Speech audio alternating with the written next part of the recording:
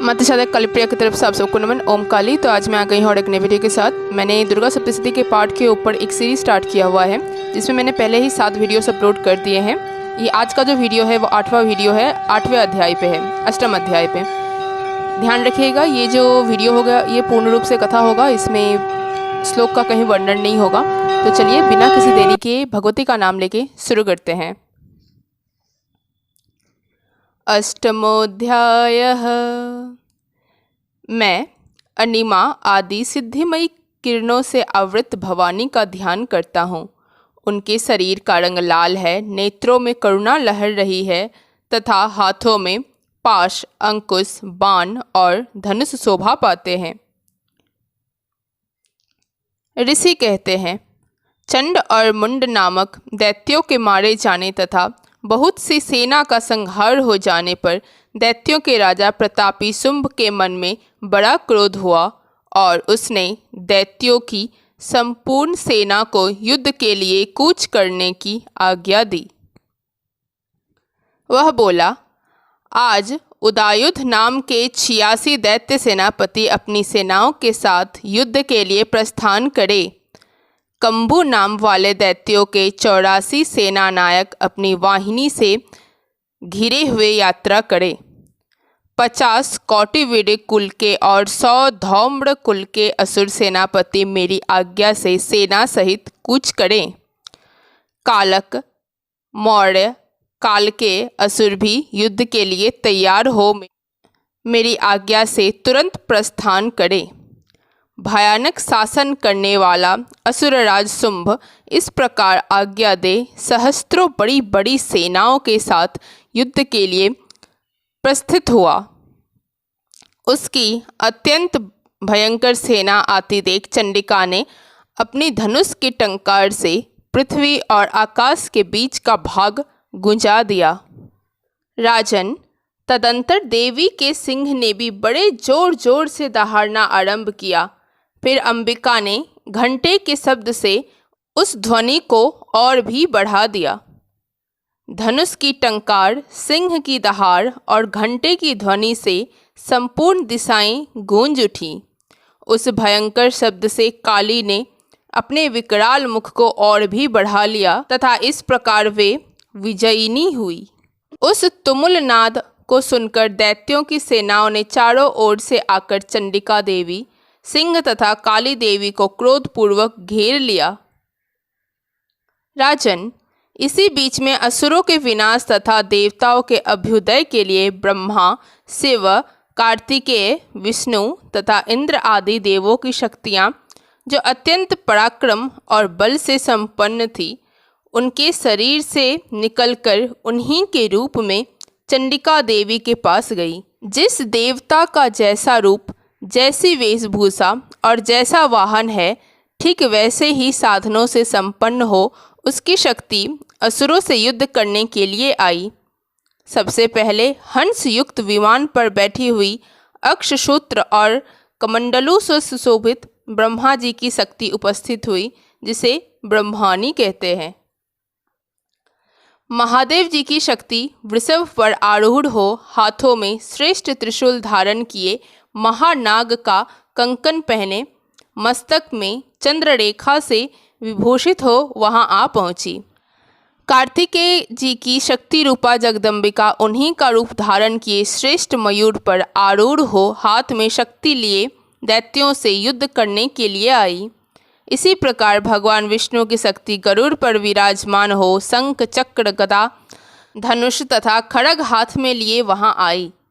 अनुपम यज्ञ वाराह का रूप धारण करने वाले श्री हरि की जो शक्ति है, वह भी वाराह शरीर धारण करके वहां उपस्थित हुई। नरसिंही शक्ति भी नृसिंह के समान शरीर धारण करके वहां आई। उसकी गर्दन के बालों के झटके से आकाश के तारे बिखरे पड़ते थे। इसी प्रकार इंद्र की शक्ति वज्र हाथ में लिए गजराज ऐरावत पर बैठकर आई। उसके भी सहस्त्र नेत्र थे। इंद्र का जैसा रूप है वैसा ही उसका भी था। तदंतर उन देव शक्तियों से घिरे हुए महादेव जी ने चंडिका से कहा, मेरी प्रसन्नता के लिए तुम शीघ्र ही इन असुरों का संहार करो। तब देवी के शरीर से अत्यंत भयानक और परम उग्र चंडिका शक्ति प्रकट हुई, जो सैकड़ों गिदरियों की भांति आवाज करने वाली थी।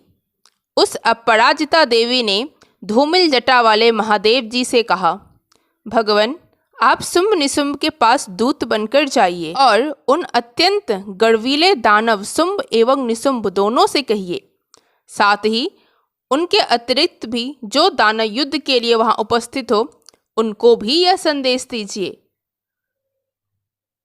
दैत्यों, यदि तुम जीवित रहना चाहते हो तो पाताल को लौट जाओ। इंद्र को त्रिलोकी का राज्य मिल जाए और देवता यज्ञ भाग का उपभोग करे। यदि बल के घमंड में आकर तुम युद्ध की अभिलाषा रखते हो तो आओ, मेरी सेवाएं तुम्हारे कच्चे मान से तृप्त हों। क्योंकि उस देवी ने भगवान शिव को दूत के कार्य में नियुक्त किया था, इसीलिए वह शिवदूती के नाम से संसार में विख्यात हुई। वे महादैत्य भी भगवान शिव के मुंह से देवी के वचन सुनकर क्रोध में भर गए और जहां कात्यायनी विराजमान थी उस ओर बढ़े। तदंतर वे दैत्य अमर्ष में भरकर पहले ही देवी के ऊपर बाण शक्ति और रिष्टि आदि शस्त्रों की वृष्टि करने लगे। तब देवी ने भी खेल खेल में ही धनुष की टंकार की और उससे छोड़े हुए बड़े बड़े बाणों द्वारा दैत्यों के चलाए हुए बाण, शूल, शक्ति और फरसों को काट डाला। फिर काली उनके आगे होकर शत्रुओं को शूल के प्रहार से विदीर्ण करने लगी और खटवांग से उनका कचूमर निकालती हुई रणभूमि में विचरने लगी।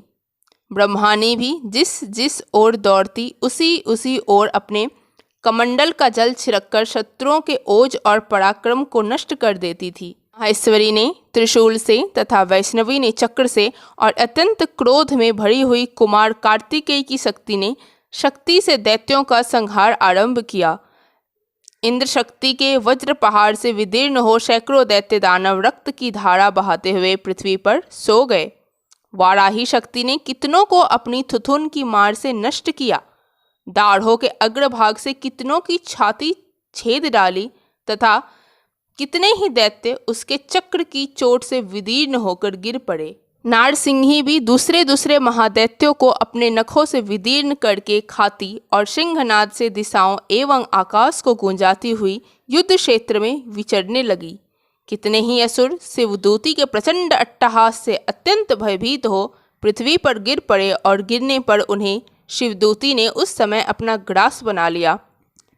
इस प्रकार क्रोध में भरे हुए मातृगणों को नाना प्रकार के उपायों से बड़े बड़े असुरों का मर्दन करते देख दैत्य सैनिक भाग खड़े हुए। मातृगणों से पीड़ित दैत्यों को युद्ध से भागते देख रक्तबीज नामक महादैत्य क्रोध से भरकर युद्ध करने के लिए आया।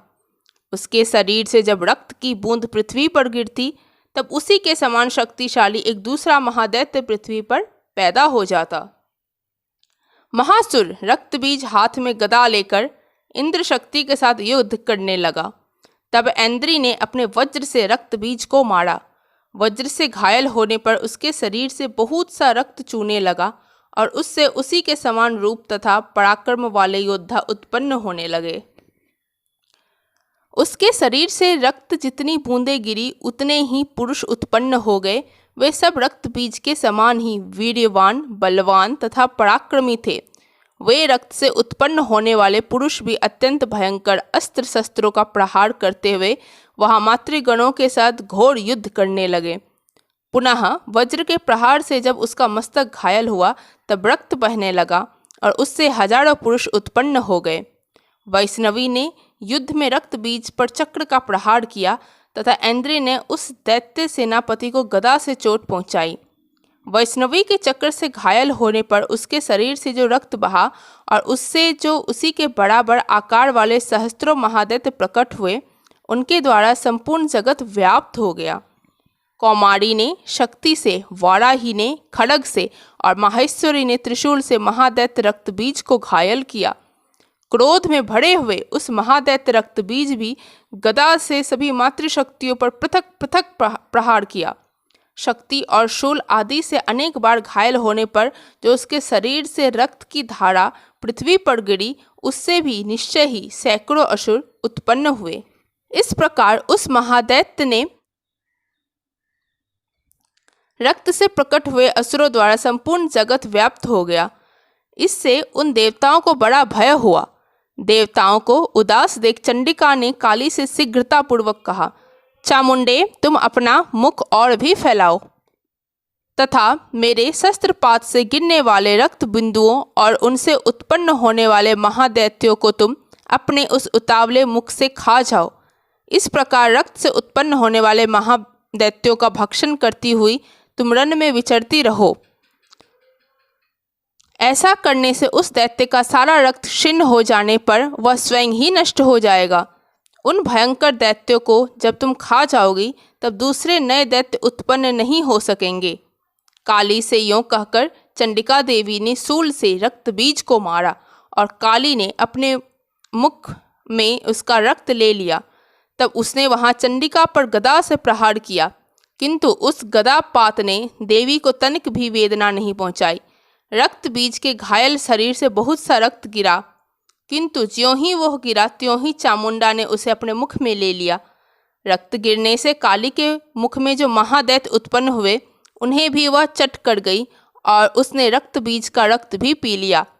तदंतर देवी ने रक्त बीज को, जिसका रक्त चामुंडा ने पी लिया था, वज्र, बाण, खड्ग तथा वृष्टि आदि से मार डाला। इस प्रकार शस्त्रों के समुदाय से आहत एवं रक्तहीन हुआ महादैत्य रक्त बीज पृथ्वी पर गिर पड़ा।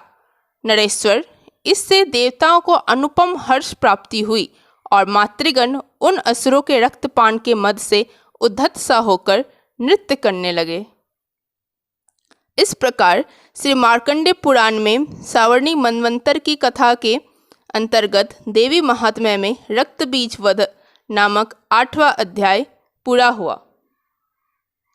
आशा करती हूँ आप सबको ये वीडियो अच्छा लगा होगा। अच्छा लगे तो लाइक, कमेंट, शेयर, सब्सक्राइब कर सकते हैं। देवी की सब पे असीम कृपा है। ओम काली।